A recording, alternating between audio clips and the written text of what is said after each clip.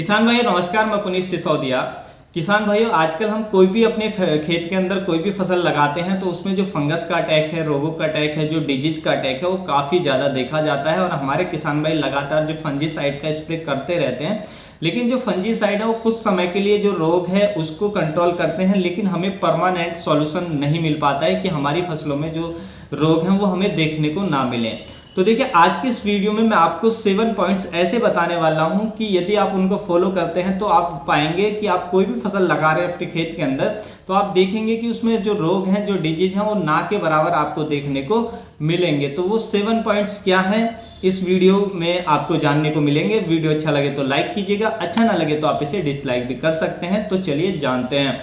सबसे पहले हम बात करेंगे पॉइंट नंबर 1 की। पॉइंट नंबर 1 है हमारा कि जो हमारी, मान लीजिए कोई हमने फसल लगाई हुई है और वो फसल किसी फंगस के से या किसी रोग से ग्रसित हो गई है, तो उस फसल के रेसिडुअल्स को आप उस सॉइल में बिल्कुल भी ना छोड़ें। बहुत से किसान भाई क्या करते हैं, मान लीजिए कोई रोग आपकी फसल पर अटैक कर दिया तो और हमने उससे हार्वेस्टिंग ले चुके हैं क्रॉप से, तो क्रॉप को फिर वो उसी में कल्टीवेट कर देते हैं, खेत के अंदर कल्टीवेट कर देते हैं, जुताई कर देते हैं। इससे क्या होता है कि जो फंगस उसके अंदर अटैक करती है, प्लांट के अंदर अटैक करती है, तो उसके फंगस के जो रेसिडुअल्स हैं वो प्लांट के साथ जमीन में चले जाते हैं और ये जमीन में बहुत लंबे समय तक जीवित रह सकते हैं। बहुत सारी फंगस ऐसी होती हैं कि उनके रेसिडुअल्स कम से कम 10 से लेके 12 सालों तक जीवित रह सकते हैं। तो इससे आप फिर अगली क्रॉप लेते हैं तो वो उस पर भी अटैक करती है। तो इस तरीके से आपको जो रोग है वो ज़्यादा देखने को मिलता है। इसलिए कोशिश करिएगा कि यदि आपकी फसल में किसी में भी जो किसी भी फंगस का रोग का अटैक है तो उसके जो रेसिडुअल्स हैं, यानी कि उसकी जो इफेक्टेड पत्तियां हैं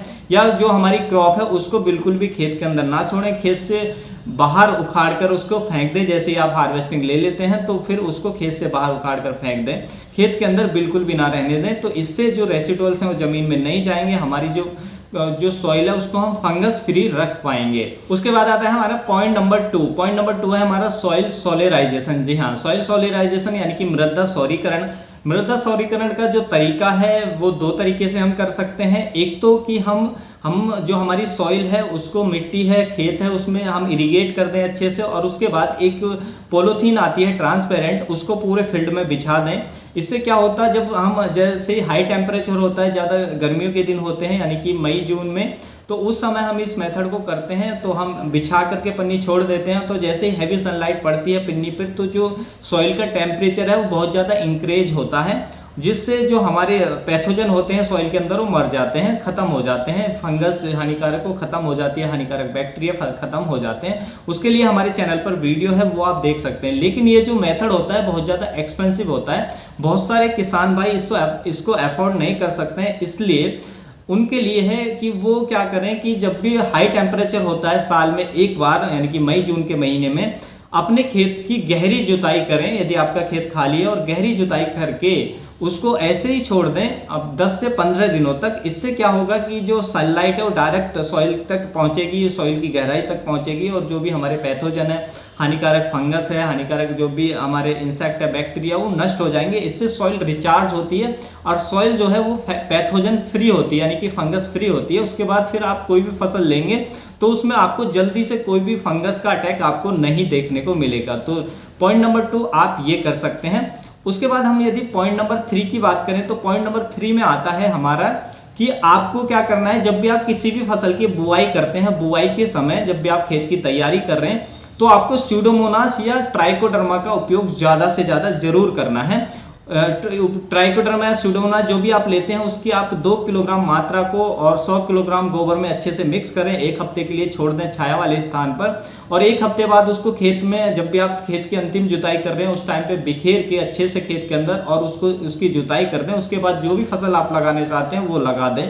इससे क्या होगा कि जो हमने ट्राइकोडर्मा डाला है या हमने स्यूडोमोनास खेत में डाला है, जो भी आप चूज करें वो आप डाल सकते हैं। तो जो भी हमने डाला है वो क्या करेगा, वो हमारी सॉइल के अंदर जाकर वो अपने आप को डेवलप करता है धीरे धीरे।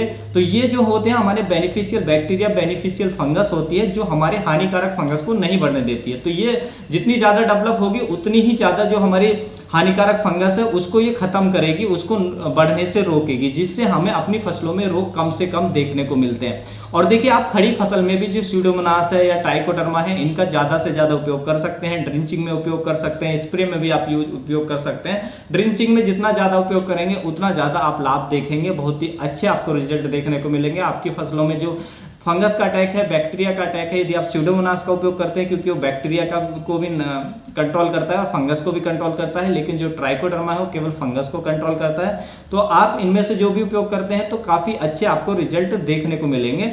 तो प्रिवेंटिव में हमें ज़्यादा से ज़्यादा उपयोग इन्हीं का करना है। मान लीजिए आपकी फसलों में रोग नहीं है तो आप इनका ज़्यादा से ज़्यादा उपयोग करें।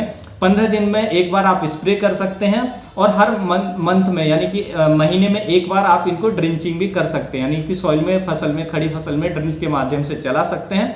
तो इनका ज़्यादा से ज़्यादा उपयोग करते हैं तो ये बहुत ही बेनिफिशियल होते हैं आपके लिए, और ये एकदम एनवायरनमेंट के लिए सेफ होते हैं क्योंकि 100% ऑर्गेनिक होते हैं। तो इनका आप जितना ज़्यादा उपयोग करेंगे आपकी सॉइल हेल्दी होगी, फंगस फ्री होगी, आपकी क्रॉप में आप देखेंगे कि रोग और डिजीज काफ़ी कम आपको देखने को मिलेंगे, ना के बराबर देखने को मिलेंगे, और हो सकता है आपकी फसल में कोई भी रोग या डिजीज ना आए। तो पॉइंट नंबर 3 आपको ये ध्यान रखना है। अब आता है पॉइंट नंबर 4। पॉइंट नंबर 4 है हमारा क्रॉप रोटेशन। जी हाँ, क्रॉप रोटेशन बहुत ज़रूरी है, फसल चक्र अपनाना फार्मर के लिए बहुत ज़रूरी है। अब आज के किसान क्या कर रहे हैं, वो या सोयाबीन की फसल ले रहे हैं तो हर साल वो सोयाबीन की फसल ही उगाते रहते हैं, गेहूं धान की फसल ले रहे हैं तो गेहूं एक बार फिर दोबारा में धान, बस यही वो हर बार उगाते रहते हैं। या कोई अन्य फसलें, मान लीजिए टमाटर की फसल आप लगा रहे हैं तो हर साल आप वो उगाते हैं। तो देखिए जब हम पर्टिकुलर एरिया में, किसी पर्टिकुलर फील्ड में बार बार एक ही फसल को लगाते हैं तो क्या होता है, एक कुल की फसल में किसी पर्टिकुलर रोग का अटैक ज़्यादा देखा जाता है। तो वो मान लीजिए एक बार आपकी फसल में रोग आ गया तो उसके कुछ ना कुछ जो रेसिडुअल्स हैं, जो बीजाणु हैं फंगस के, वो हमारी सॉइल के अंदर पड़े रहते हैं। तो हम जैसे ही दूसरी फसल लगाते हैं, मान लीजिए दोबारा से हमने वही सेम फसल लगाई, तो वो जो फंगस के जो बीजाणु हैं, जो स्पोर्स हैं, वो तेजी से फिर अटैक करते हैं उसी फसल पे, उस कुल की फसल पे, और जिससे हमें जो रोगों का अटैक है काफ़ी ज़्यादा देखना को मिलता है। तो इसलिए हमें क्रॉप रोटेशन यानी कि फसल चक्र अपनाना बहुत ज़रूरी होता है कि जो एक कुल की फसल में जो रोग लगते हैं वो दूसरे कुल की फसल में देखने को नहीं मिलते हैं वो रोग। तो इसलिए यदि हम क्रॉप रोटेशन करते रहते हैं, तो मान लीजिए हमने इस बार टमाटर लगाया तो 2 साल के लिए, 1 साल के लिए आप अपने खेत में, उस खेत में टमाटर ना लगाएं, कोई दूसरे कुल की फसल लगाएं। टमाटर क्या है, सोलोनेसी कुल की क्रॉप है, तो सोलोनेसी में देखिए टमाटर आता है, आलू भी आता है, बैंगन भी आता है। तो फिर इन फसलों को उस खेत में ना लगाएं, कोई और कुल की फसल आप लगाएं।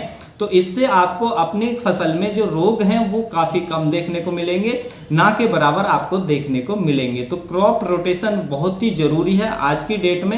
यदि आपकी फसल में, आपकी कोई भी फसल आप ले रहे हैं, लगातार ले रहे हैं और उसमें रोग काफ़ी ज़्यादा देखने को मिल रहे हैं, तो आप प्लीज़ क्रॉप रोटेशन जरूर अपनाएं, वरना आपकी जो फसल है इसी तरीके से फंगस से, बीमारी से खराब होती रहेगी। तो पॉइंट नंबर 4 है हमारा क्रॉप रोटेशन।